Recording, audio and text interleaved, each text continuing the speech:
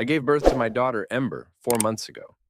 My husband and I both loved her name, and that's how it was chosen.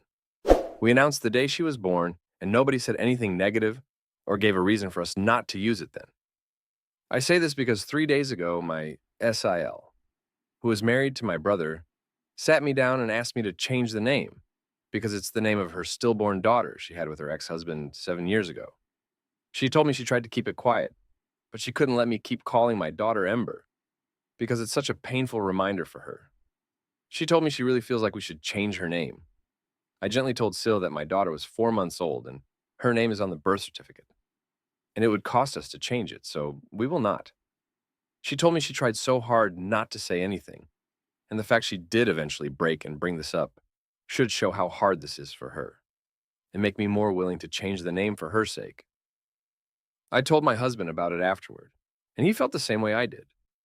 He told me it seemed like a weak excuse to wait almost 5 months to tell us when she had the chance long before this.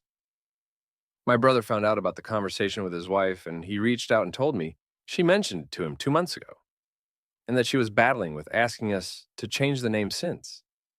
But he understands why I said no and supports the decision.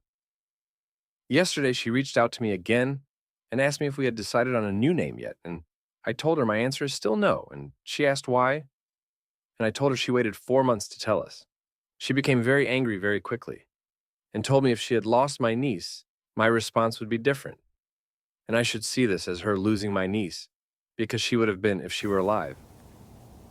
She also told me my daughters are going to grow up always hearing about the cousin I gave her the same name as, and that I should reconsider before burdening my daughter with that. She told me a good person with good morals would. I should also mention, I knew she had suffered a pregnancy loss, but it was implied she had a miscarriage far earlier and not a stillborn child. I never knew the name or sex, and I never ever heard her use a name for her daughter.